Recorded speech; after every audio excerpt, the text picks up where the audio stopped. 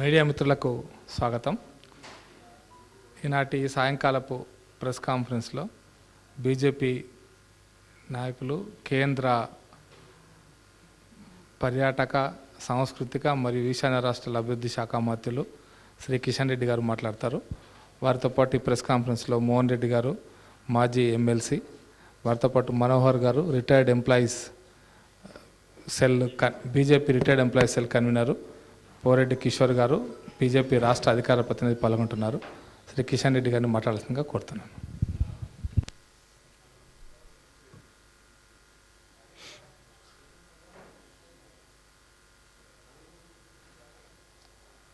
మిత్రులందరికీ నమస్కారం.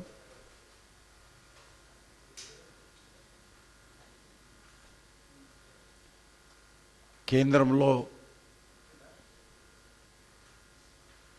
ఎన్డీఏ నేతృత్వంలో నరేంద్ర మోడీ గారి ప్రభుత్వం ఏర్పడి 8 సంవత్సరాలు పూర్తి చేసుకుంటున్నటువంటి శుభ సందర్భంలో అనేక కార్యక్రమాలను కేంద్ర ప్రభుత్వం చేపట్టడం జరిగింది. దానితో పాటు భారతీయ జనతా పార్టీ అనేక కార్యక్రమాలు కూడా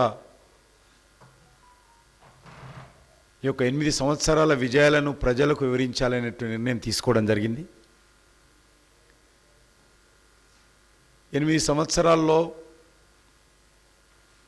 నరేంద్ర మోడీ గారు అధికారంలో రాగానే పూర్తిగా దేశంలో ఆర్థిక వ్యవస్థ గాడి తప్పి ఉన్నది.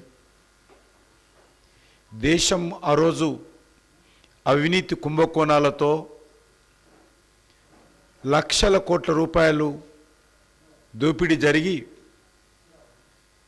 ఒక పాలకులలో విచ్చలవిడితనము ఆ రోజు ఉండేది. కానీ నరేంద్ర మోడీ గారు ప్రధానమంత్రిగా బాధ్యతలు చేపట్టిన తర్వాత దేశ ఆర్థిక వ్యవస్థను గాడిలో పెట్టేటువంటి ప్రయత్నం,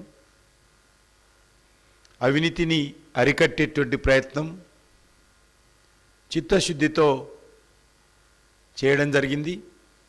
ఈరోజు ధైర్యంగా 8 సంవత్సరాల తర్వాత ఒక్క రూపాయి దుర్వినియోగం కాకుండా చిత్తశుద్ధితో నీతి నిజాయితీతో సమర్థవంతంగా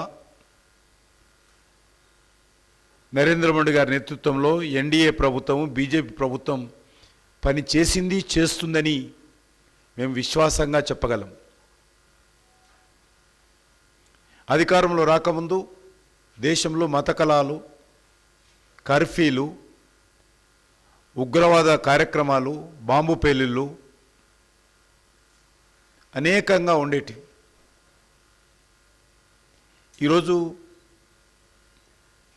పూర్తి స్థాయిలో కాకపోయినా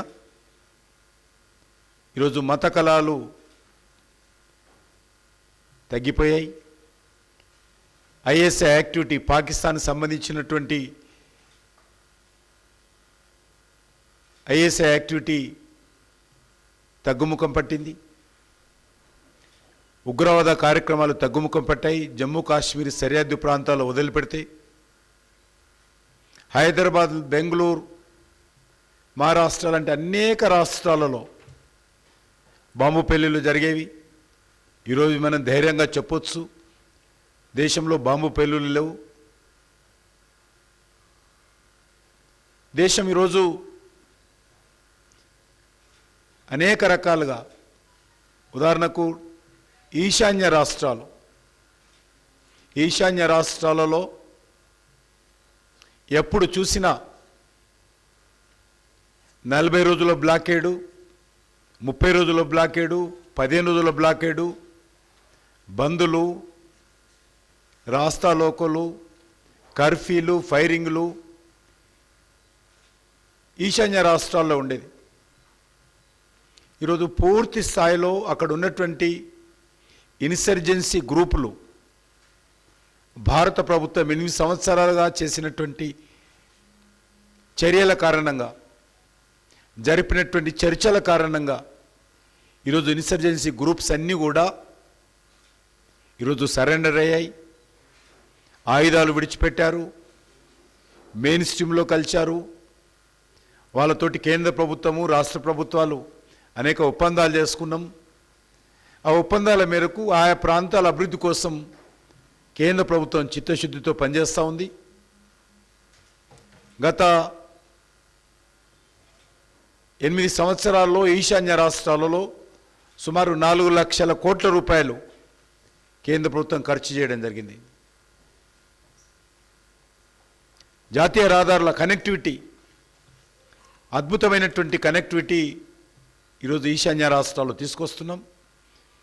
ఒక స్టేట్ క్యాపిటల్ని ఇంకో స్టేట్ క్యాపిటల్కి వెళ్ళాలంటే ఈశాన్య రాష్ట్రాలలో 14 గంటల నుంచి 23 గంటలు పట్టేది. ఈరోజు జాతీయ రహదారుల నిర్మాణం కారణంగా అద్భుతంగా ఈరోజు ప్రయాణం చేస్తూ ఉన్నారు. అనేక కొత్త ఎయిర్పోర్ట్లు నిర్మాణం చేశాం. ట్రైన్ కనెక్టివిటీ ఒక అస్సాం తప్ప మరెక్కడ లేకుండేది. ఇప్పుడు 4 రాష్ట్రాలలో స్టేట్ క్యాపిటల్కు ట్రైన్ కనెక్టివిటీ చేశాం. 24 ఎండింగ్ లోపల అన్ని రాష్ట్రాలలో ట్రైన్తో కూడా కనెక్ట్ చేయబోతున్నాం. అనేక రకాల ఇబ్బందులను కూడా ఎదుర్కోవడం జరిగింది. ఏ రకమైనటువంటి ఇబ్బంది వచ్చినా కూడా ప్రజలను కాన్ఫిడెన్స్లో తీసుకునేటువంటి ప్రయత్నం నరేంద్ర మోడీ గారు చేశారు. ప్రజలను విశ్వాసంలో తీసుకొని ఆ సమస్యలను అధిగమించేటువంటి ప్రయత్నం నరేంద్ర మోడీ గారి నాయకత్వంలో జరిగింది. అది కరోనా సమస్య కావచ్చు, లేక పాకిస్తాన్ జమ్మూ కాశ్మీర్ సరిహద్దు ప్రాంతాల్లో మన భద్రతా సిబ్బంది మీద జరిపినటువంటి హత్యాకాండ కావచ్చు, లేక అనేక దేశాల్లో జరుగుతున్నటువంటి అంతర్గత లేక దేశాల మధ్య జరుగుతున్నటువంటి యుద్ధం సంబంధించిన విషయంలో కావచ్చు, అన్ని విషయాలలో కూడా భారత ప్రభుత్వము సమర్థవంతంగా పనిచేసింది. ప్రజలను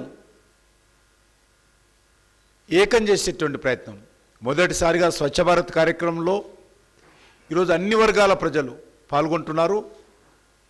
ఈరోజు లక్షలాది మంది స్వచ్ఛ భారత్ కార్యక్రమం నిత్యవారీ కార్యక్రమంగా మారిపోయింది, దినవారీ కార్యక్రమంగా మారిపోయింది. ప్రతి ఒక్కరు కూడా స్వచ్ఛ భారత్ విషయంలో అవేర్నెస్ తీసుకురావడం జరిగింది. ప్రాథమిక విద్యాశాల విద్యార్థి నుంచి మొదలు పెడితే వృద్ధుల వరకు కూడా ఈరోజు సీనియర్ సిటిజన్స్ వరకు కూడా స్వచ్ఛ భారత్ మీద కేంద్ర ప్రభుత్వం నరేంద్ర మోడీ గారు తీసుకున్నటువంటి చర్యల కారణంగా ముందుకు రావడం జరిగింది. ఆ రకంగా అనేక విషయాలు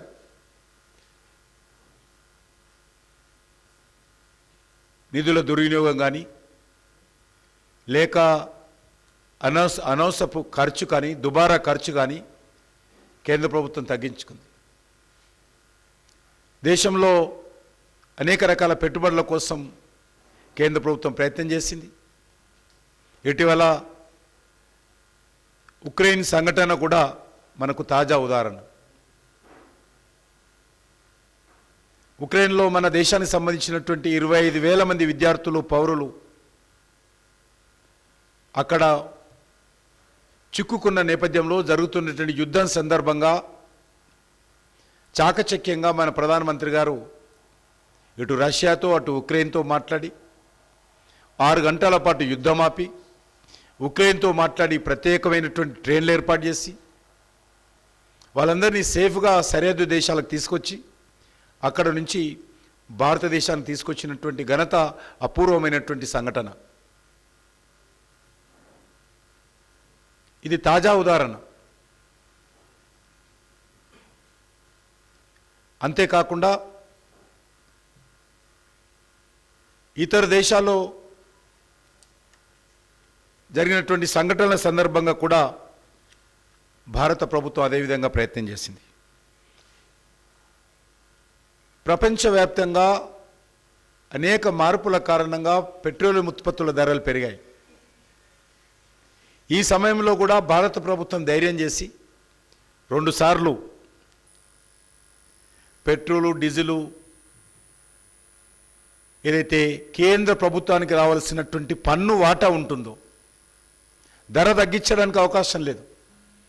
పెట్రోల్ ధర తగ్గించడం అంటే కేంద్ర ప్రభుత్వ పన్ను వాటా తగ్గించడమే. కేంద్ర ప్రభుత్వానికి వస్తున్నటువంటి ఆదాయాన్ని తగ్గించుకొని 2 సార్లు ప్రజలకు కొంత ఉపశమనం కలిగించేటువంటి ప్రయత్నం చేశాం. దీని కారణంగా 2,20,000 కోట్ల రూపాయలు కేంద్ర ప్రభుత్వం మీద వస్తున్నటువంటి ఆదాయాన్ని వదులుకొని పెట్రోల్ మీద 2,20,00,000 2 సార్లు పెట్రోల్ ఉత్పత్తి ధర తగ్గడం కారణంగా కేంద్ర ప్రభుత్వానికి ఆదాయం తగ్గింది. ఇది బాధ్యతగా తీసుకొని కేంద్ర ప్రభుత్వము ప్రజలకు మేలు చేసేటువంటి ప్రయత్నం చేయడం జరిగింది. మౌలిక వసతుల కల్పనకు అత్యంత ప్రాధాన్యత ఇచ్చి కేంద్ర ప్రభుత్వం చర్యలు తీసుకుంది. అది ఇంతకుముందు చెప్పినట్టు నార్త్ ఈస్ట్లో చెప్పినట్టు రోడ్డు కనెక్టివిటీ కానీ ఇతర కనెక్టివిటీ విషయంలో కానీ మౌలిక వసతుల కల్పన కోసం కానీ ప్రయత్నం చేయడం జరిగింది. అది కాకుండా రాష్ట్రాలకు ఆర్థికంగా నిలదొక్కుకోవాలనే ఉద్దేశంతో మరి ఏదైతే 14వ ఆర్థిక సంఘం సిఫార్సు మేరకు 42% కేంద్రంకి వచ్చేటువంటి పన్నులు రాష్ట్రాలకు బదిలీ చేయాలని నిర్ణయం తీసుకోవడం జరిగింది. 30% ఉండేది. 30% ఏకకాలంలో 32% నుంచి 42% నిధులు మళ్లించేటువంటి ప్రయత్నం విజయవంతంగా భారత ప్రభుత్వం చేస్తూ ఉంది. అంటే ఎట్ ఎ టైం 10% పెంచినటువంటి డివల్యూషన్ ఫండ్స్ కింద 10% మొదటిసారి ఫస్ట్ టైం స్వాతంత్రం వచ్చిన తర్వాత ఇంత పెద్ద నిర్ణయం తీసుకొని నరేంద్ర మోడీ గారు ఆ కార్యక్రమాలు తీసుకోవడం జరిగింది. చాలామంది ప్రశ్నిస్తూ ఉన్నారు, కేంద్రానికి ఉన్నటువంటి 58% పన్నుల రూపంలో వస్తున్న డబ్బు ఏం చేస్తున్నారు, మా రాష్ట్రాలకు ఇవ్వడం లేదు అనేటువంటి ప్రశ్న పదే పదే లేవనెత్తుతున్నటువంటి విషయాన్ని ఈ సందర్భంగా మనవి చేస్తున్నాను. ఇది పూర్తి స్థాయిలో మౌలిక వసతుల కల్పన కోసం, దేశ రక్షణ కోసం ఖర్చు పెడుతున్నారు తప్ప ₹1 కూడా దుర్వినియోగం చేయకుండా ప్రయత్నం చేయడం జరిగింది. రోడ్లు కానీ, రైల్వేలు కానీ, విమానాశ్రయాలు కానీ, ఓడారేవులు కానీ, జలమార్గాలు కానీ ఇలాంటి అనేక ఇన్ఫ్రాస్ట్రక్చర్ యాక్టివిటీకి ఈరోజు కృషి చేస్తూ ఉన్నాం. మన దేశంలో లాస్ట్ 8 yearsలో 5.5 లక్షల కోట్ల రూపాయల వ్యయంతో 70,000 కిలోమీటర్ల నూతన హైవేలు నిర్మాణం చేయడం జరిగింది. New highways. లాస్ట్ 66 years 66 సంవత్సరాలుగా మన దేశంలో హైవేలు 80,000 కిలోమీటర్లు మాత్రమే ఉండేది. ఇప్పుడు అది అందులో 80,000 కిలోమీటర్లలో కూడా ఎక్కువ శాతం వాజ్పేయి గారు ప్రధానమంత్రిగా ఉన్నటువంటి 5 సంవత్సరాల్లోనే జరిగింది. ఆ ఉన్నాయి కూడా నేషనల్ హైవేస్. మళ్ళీ యూపీఏ ప్రభుత్వం అధికారంలోకి వచ్చిన తర్వాత ఎక్కడికక్కడ జాతీయ రహదారులపైన ఆగిపోయింది. మళ్ళీ ఈరోజు నరేంద్ర మోడీ గారు అధికారంలోకి వచ్చిన తర్వాత అద్భుతంగా రోడ్ల నిర్మాణం పూర్తి చేయడం జరిగింది. అదేవిధంగా 3.5 కోట్ల హౌసింగ్ స్కీమ్ కావచ్చు, పేద ప్రజలకు కల్పించేటువంటి ప్రయత్నం చేయడం జరిగింది. వ్యక్తిగత గృహాలకు మేము అధికారంలోకి వచ్చినప్పుడు 39% 2014లో మరుగుదొడ్లు ఉండేటివి. 39% మాత్రమే. ఈరోజు ఆల్మోస్ట్ 98% వ్యక్తిగత గృహాల మరుగుదొడ్ల నిర్మాణం కోసం ప్రయత్నం చేయడం జరిగింది. 11 కోట్ల మరుగుదొడ్లను ఈరోజు కొత్తగా కేంద్ర ప్రభుత్వం ఆర్థిక సహాయం చేసి వ్యక్తిగత మరుగుదొడ్ల నిర్మాణం చేయడం జరిగింది. ప్రజల ఆరోగ్యం కోసము 11 కోట్ల ఆయుష్మాన్ భారత్ కార్డులు కేంద్రంలో ఈరోజు పంపిణీ చేయడం జరిగింది. 80 crores ఆయుష్మాన్ భారత్ కార్డ్స్. ఇందులో ప్రతి కుటుంబానికి 5 లక్షల రూపాయల విలువైనటువంటి వైద్యము తమకు నచ్చిన ప్రైవేట్ ఆసుపత్రిలో, నచ్చిన రాష్ట్రంలో, నచ్చిన పట్టణంలో, భారతదేశంలో ఎక్కడైనా చేసుకునేటువంటి వైద్య సహాయం పొందేటువంటి హక్కు, అవకాశం కల్పించాము. ఇందులో 3000 హాస్పిటల్స్, 3000 హాస్పిటల్స్ ఆయుష్మాన్ భారత్లో చేర్చడం జరిగింది. నేను ఇంతకుముందు చెప్పినట్టు స్వచ్ఛ భారత్ కారణంగా లేక ఆయుష్మాన్ భారత్ కారణంగా గతంతో పోల్చూసినట్లయితే 3 లక్షల మరణాలను తగ్గించిన విషయాన్ని మనవి చేస్తా ఉన్నాను.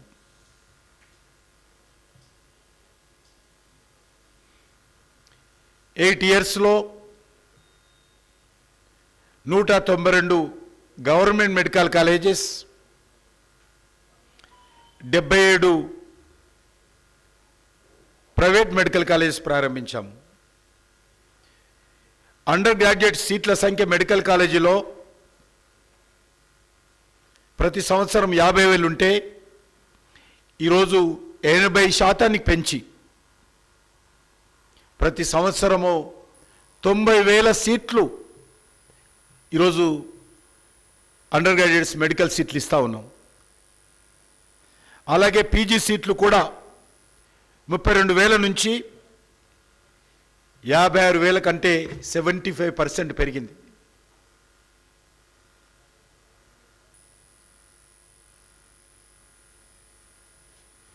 దేశంలో మీకు అందరికీ తెలుసు, ఈరోజు కేంద్ర ప్రభుత్వము ప్రతి పేదవాడికి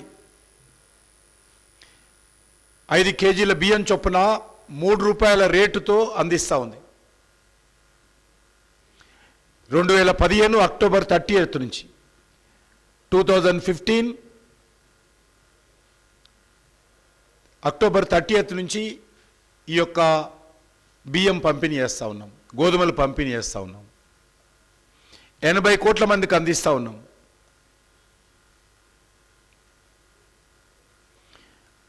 అదేవిధంగా దీనికి అదనంగా 3 రూపాయల కేజీ బియ్యం ప్రతి వ్యక్తికి 5 కేజీలు అందించే పథకానికి అదనంగా కరోనా సందర్భంలో కూడా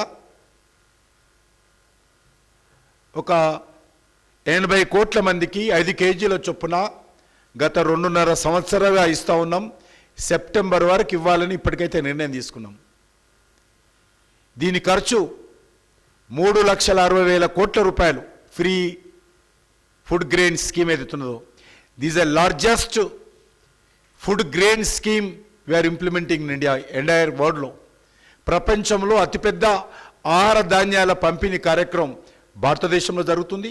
అది 3 రూపాయల కేజీ కావచ్చు, లేక ఫ్రీ ఫుడ్ గ్రెయిన్ కావచ్చు.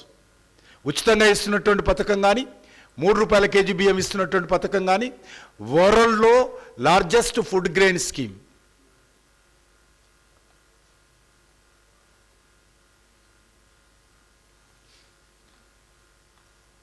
అదేవిధంగా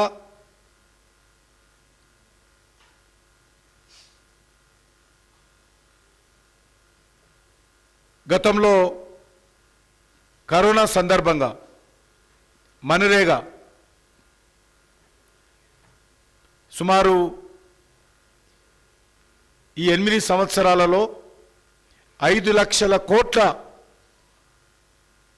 రూపాయలతో మేము ఖర్చు చేసి పేద ప్రజలకు ఉపాధి అవకాశాలు, పని దినాలు పెంచి రోజువారీ వాళ్ళ యొక్క ఆనరోరియం కూడా పెంచడం జరిగింది. ఈ 5 లక్షల కోట్ల రూపాయలకు ఇటీవల కరోనా సందర్భంగా 20% అదనంగా పెంచడం జరిగింది.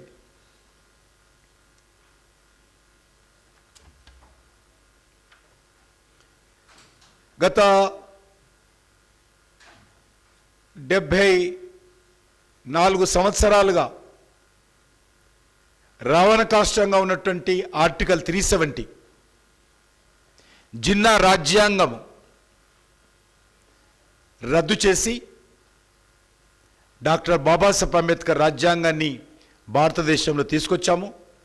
1 నేషన్ 1 కాన్స్టిట్యూషన్ విజయవంతంగా అమలు చేస్తూ ఉన్నాం. దీనికోసం మా పార్టీ ఫౌండరే బలిదానమైనటువంటి విషయాన్ని మనం చేస్తాం, డాక్టర్ శ్యామప్రసాద్ ముఖర్జీ.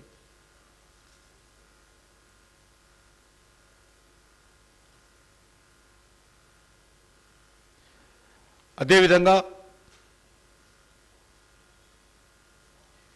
యూరోలో జరిగిన సంఘటన మీకు తెలుసు. దాని తర్వాత సర్జికల్ స్ట్రైక్ నిర్వహించి భారతదేశం అంటే చనిపోయిన తర్వాత గులాబీ పూలు పెట్టే దేశం మాత్రమే కాదు, భారతదేశం శక్తి సామర్థ్యంతో కూడినటువంటి దేశము. భారతదేశం తలుచుకుంటే ఏదైనా చేస్తుందని గతంలో కూడా అనేకసార్లు నిరూపణ జరిగింది. మరొకసారి నరేంద్ర మోడీ గారి నేతృత్వంలో కూడా ఆ ప్రయత్నం చేసి బాజాప్తా పాకిస్తాన్ యొక్క దేశంలోకి వెళ్ళి అక్కడ ఉగ్రవాద క్యాంపులను ధ్వంసం చేసినటువంటి చరిత్ర ఈరోజు మన దేశ సైనికుల చరిత్ర. అత్యంత ధైర్య సాహసాలతో సైనికులు ఈరోజు పూర్తి స్వేచ్ఛతో భారత సరిహద్దులను కాపాడుతున్నారు, దేశానికి సేవలు అందిస్తూ ఉన్నారు. అదేవిధంగా డిఫెన్స్ రంగంలో కూడా అత్యంత అద్భుతంగా దేశీయకు సంబంధించినటువంటి ఉత్పత్తులను పెంచుకోవడం జరిగింది. 98% ఇతర దేశాల నుంచి వచ్చేది మన దేశానికి డిఫెన్స్ రంగానికి కావాల్సినట్టు. ఈరోజు బుల్లెట్ ప్రూఫ్ జాకెట్ల నుంచి మొదలు పెడితే విమానాల వరకు ఈరోజు దేశీయ రంగంలో ఉత్పత్తులు తయారు చేస్తున్నాం. సుమారు 2851 వస్తువులు 2851 డిఫరెంట్ ప్రొడక్ట్స్ ఈరోజు ఇతర దేశాల నుంచి దిగుమతి చేసుకోకూడదని నిర్ణయం చేసి వాటన్నిటిని కూడా దేశంలో ఉన్నటువంటి దేశవాళీ కంపెనీలకు, అది ఆర్డినెన్స్ ఫ్యాక్టరీలో కావచ్చు, ప్రైవేట్ సెక్టార్లో కావచ్చు, దేశంలో ఉన్నటువంటి పరిశ్రమల్లో డిఫెన్స్ ప్రొడక్ట్స్ ఉత్పత్తి చేయాలని నిర్ణయం తీసుకోవడం జరిగింది. దాంతోపాటు ఎఫ్డిఐని కూడా ఇండియాలో తయారు చేసేటువంటి డిఫెన్స్ ప్రొడక్ట్స్ కోసం ఎక్కడో ఇతర దేశాల్లో తయారు చేసేటువంటి ఉత్పత్తులను దిగుమతి చేసుకోవడమే కాదు, ఇతర దేశాలకు సంబంధించినటువంటి ఎఫ్డిఐలను కూడా ఇండియాలో తయారు చేసేటువంటి డిఫెన్స్ ప్రొడక్షన్లో భాగస్వాములు చేసే విధంగా చర్యలు తీసుకున్నాం. దీని కారణంగా ఉపాధి అవకాశాలు మెరుగుపడతాయని నిర్ణయం తీసుకోవడం జరిగింది.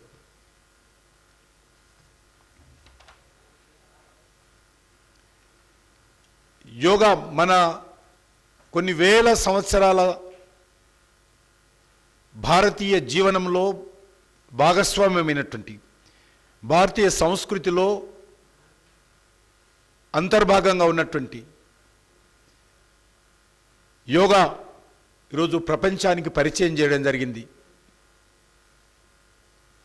ఈరోజు 50 దేశాలకు పైగా ఇస్లామిక్ దేశాలు, 40 దేశాలకు పైగా బైబిల్ ఆధారంగా పరిపాలన చేసేటువంటి క్రిస్టియన్ దేశాలు, ఆ రకంగా సుమారు 192 దేశాలు ఈరోజు భారతదేశానికి సంబంధించినటువంటి యోగను సైన్స్ పరంగా అంగీకరించి ఆ దేశాల ప్రభుత్వాలు ఈరోజు అక్కడ అంతర్జాతీయ యోగా దినోత్సవం జూన్ 21 నిర్వహిస్తున్న విషయాన్ని మనం చేస్తూ ఉన్నాను. మొట్టమొదటి తీర్మానం పెట్టినప్పుడు 177 కంట్రీస్ ఐక్యరాజ్య సమితిలో మద్దతు ఇచ్చాయి. ఆ సంఖ్య ఈరోజు 192కు పెరిగింది.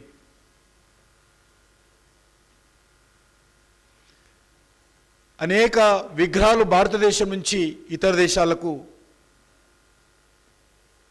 మరి స్మగ్లుడు చేయబడ్డాయి. అటువంటి విగ్రహాలను నరేంద్ర మోడీ గారు ప్రధానమంత్రి అయిన తర్వాత ఆయా దేశాలతో ఒప్పందాలు కుదుర్చుకొని వాటన్నిటిని కూడా భారతదేశాన్ని తీసుకొచ్చేటువంటి ప్రయత్నం చేశాం, ఇంకా చేస్తూనే ఉన్నాం. స్వాతంత్రం వచ్చిన తర్వాత నరేంద్ర మోడీ గారు ప్రధానమంత్రి అయ్యేంత వరకు 13 విగ్రహాలు వచ్చాయి, ఓన్లీ 13. లాస్ట్ 8 years 228 విగ్రహాలు మేము తీసుకొచ్చాం.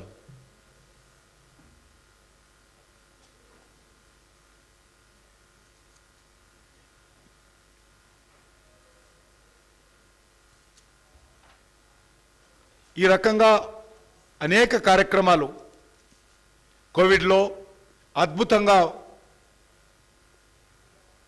అన్ని రకాల పీపీఈ కిట్స్ను మొదలు పెడితే, మాస్కుల నుంచి మొదలు పెడితే అద్భుతంగా తయారు చేశాం, తయారు చేస్తూ ఉన్నారు మన దేశంలో శాస్త్రజ్ఞులు. ప్రపంచవ్యాప్తంగా అనేక మంది అన్నారు ఇండియాలో కోవిడ్ వస్తే కోట్లాది మంది ప్రాణాలు పోతాయని, చనిపోతారని. కొంతమంది అయితే 50 లక్షలు వేశారు. అమెరికా లాంటి దేశాల్లో ఉన్నటువంటి శాస్త్రజ్ఞులు, విశ్లేషకులు. కానీ ఈరోజు ప్రజలను ఐక్యం చేసి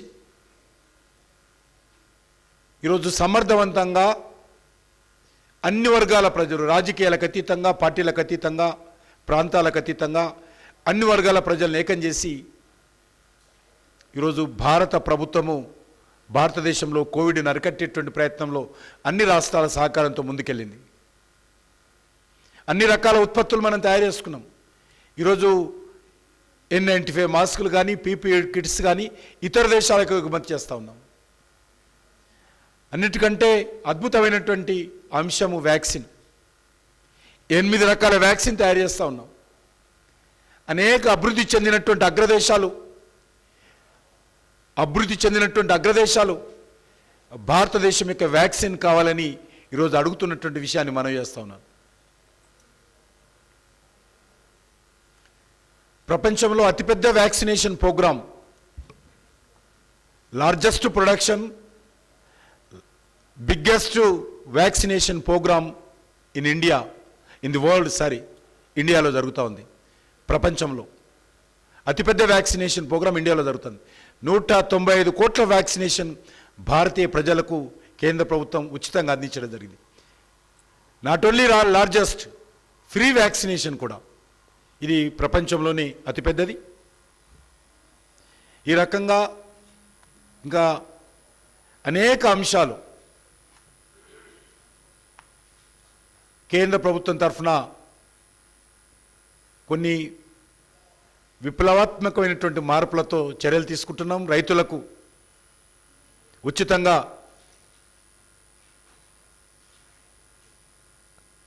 ఈరోజు 6,000 రూపాయలు సంవత్సరానికి రైతులను ఆదుకోవాలి, రైతుల ఆదాయము రెట్టింపు చేయాలనే లక్ష్యంతో 6,000 రూపాయలు రైతుల అకౌంట్లలో వేస్తూ ఉన్నాం. అదేవిధంగా గిట్టుబాటు ధర 1,330 రూపాయల నుంచి ఈరోజు 1,960 రూపాయల వరకు ధాన్యం మీద ఎంఎస్పి పెంచడం జరిగింది. స్వాతంత్రం వచ్చినప్పటి నుంచి అయితే గిట్టుబాటు ధర ఇవ్వడం మొదలుపెట్టిన వరకు 1,300 రూపాయలు ఉండేది. కానీ ఈ యొక్క 8 సంవత్సరాల్లో 1,300 నుంచి 1,960 రూపాయలకు గిట్టుబాటు ధర పెరగడం జరిగింది.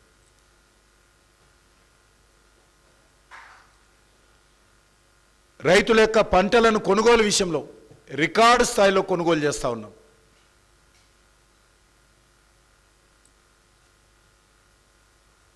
మన రాష్ట్రంలో కూడా నేను చాలాసార్లు చెప్పాను, 2014లో ఒక వరి ధాన్యం కొనుగోలు మీద కేంద్ర ప్రభుత్వము సంవత్సరానికి 3,400 కోట్లు ఖర్చు పెట్టేది.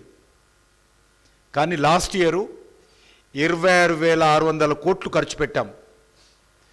ఖర్చు పెట్టి ఒక తెలంగాణ రాష్ట్రంలోనే ధాన్యం సేకరణ చేయడం జరిగింది.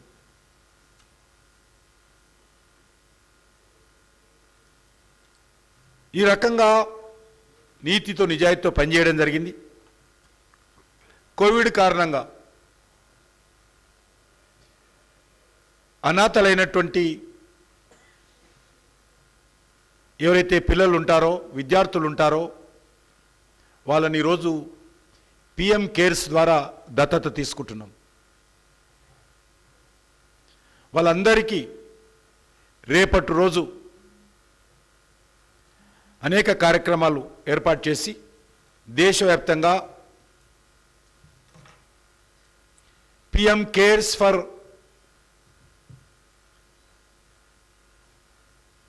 చిల్డ్రన్ అనేటువంటి స్కీము ప్రారంభోత్సవం చేస్తా ఉన్నాం. రేపు ప్రధానమంత్రి గారు వర్చువల్ కాన్ఫరెన్స్ ద్వారా అన్ని రాష్ట్రాలలో కూడా ఈ కార్యక్రమాన్ని ప్రారంభించడం జరుగుతూ ఉంది. 2020 28 ఫిబ్రవరి నుంచి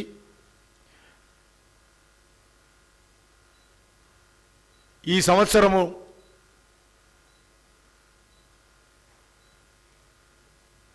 ఫిబ్రవరి వరకు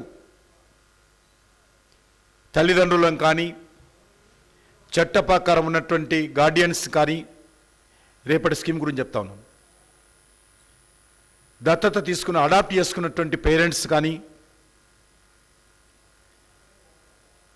ఎవరు చనిపోయి ఈరోజు తల్లిదండ్రులు కోల్పోయినటువంటి వాళ్ళందరినీ కూడా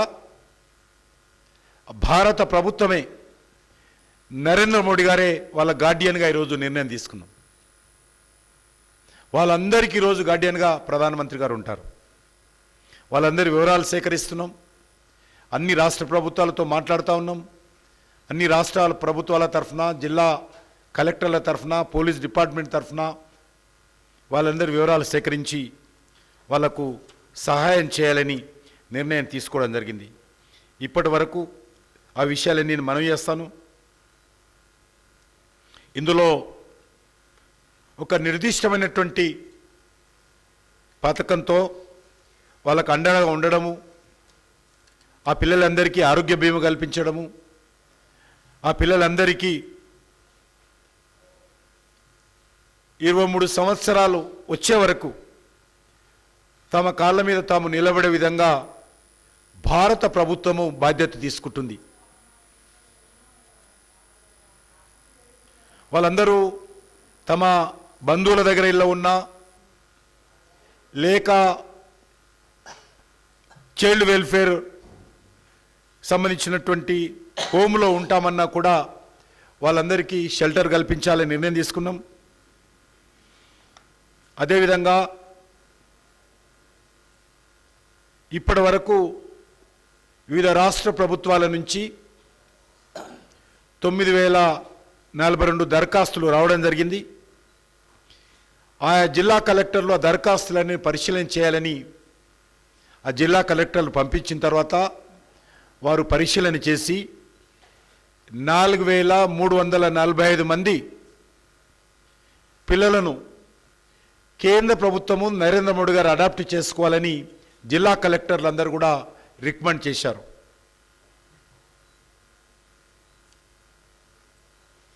వీళ్ళకు ఒక పోర్టల్ ఏర్పాటు చేస్తూ ఉన్నాం. చిన్నపిల్లల కోసం పిఎం కేర్స్ చిల్డ్రన్ అనేటువంటి ఒక పోర్టల్ ఏర్పాటు చేస్తూ ఉన్నాం. ఇందులో పిల్లలకు సంబంధించినటువంటి అన్ని రకాల వివరాలు అందులో పొందుపరుస్తాం. ఆ యాక్సెస్ పిల్లలకు మాత్రమే ఉంటుంది, జిల్లా కలెక్టర్కు మరి పిల్లలకు మాత్రమే ఉంటుంది. ఇందులో ఈ యొక్క పిల్లలకు సంబంధించినటువంటి అన్ని రకాలు వాళ్ళ యొక్క ఫిర్యాదులు కానీ వాళ్ళ యొక్క ఇబ్బందులు కానీ వాళ్ళు కూడా పిల్లలు కానీ అందులో నమోదు చేసుకోవచ్చు. గవర్నమెంట్ కూడా ఎప్పటికప్పుడు దానికి సంబంధించినటువంటి సిస్టమ్ పిఎం ఆఫీస్లో and women and health care department కేంద్ర ప్రభుత్వం తరఫున ఎల్లప్పుడూ పర్యవేక్షణ చేసేటువంటి కార్యాచరణ రూపకల్పన చేశాం. ఈ పథకంలో 18 సంవత్సరాలు నిండినటువంటి వాళ్ళందరూ కూడా 10 లక్షల రూపాయలు వాళ్లకు పేరు మీద డిపాజిట్ చేస్తుంది కేంద్ర ప్రభుత్వం. ఇప్పటికే చాలామంది మీద డిపాజిట్ చేశాము.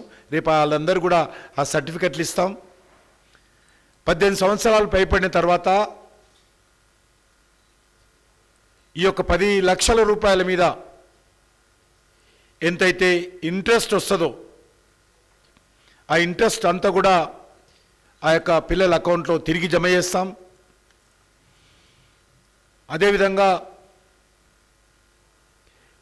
నెల నెల స్టైఫండ్ కూడా ఆ విద్యార్థులకు వాళ్ళ బంధువుల ఇంట్లో ఉన్నా మరి చిల్డ్రన్స్ కేర్ సెంటర్లో ఉన్నా కూడా ఆ యొక్క పిల్లలకు మరి స్టైఫండ్ కూడా ఇస్తాము. ఆ స్టైఫండ్ వాళ్ళు వాడుకోకపోతే వాళ్ళ సేవింగ్స్ అకౌంట్లోనే జమ చేస్తాం.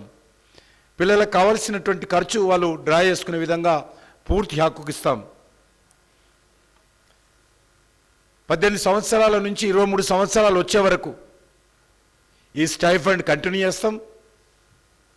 23 సంవత్సరాలు నిండిన తర్వాత సంబంధించినటువంటి పిల్లలకు 10 లక్షల రూపాయలు, ఎందుకంటే స్టైఫండ్ కానీ మిగతాన్ని కూడా వాళ్ళ అకౌంట్లోనే ఉంటాయి కాబట్టి ప్రత్యేకంగా ఇవ్వాల్సిందే ఉండదు, వాళ్ళ అకౌంట్లోనే జమ అవుతూ ఉంటాయి. కానీ 10 lakhs రూపీస్ వాళ్ళకు 23 సంవత్సరాల తర్వాత మరి క్యాష్ కూడా వాళ్ళకి ఇవ్వడం జరుగుతుంది.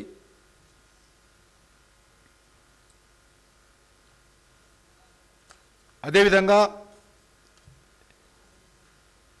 అక్కా చెల్లెలు అన్నా తమ్ముడు ఉంటే వాళ్ళు ఒకే దగ్గర ఉండే విధంగా చర్యలు తీసుకుంటున్నాం.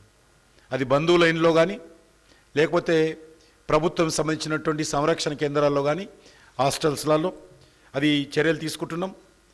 అదేవిధంగా పిఎం కేర్స్ ద్వారా ప్రధానమంత్రి ద్వారానే కాకుండా వివిధ కేంద్ర ప్రభుత్వాల ద్వారా అనేక రకాల పథకాలలో వాళ్ళకు కొన్ని అవకాశాలు ఉన్నాయి.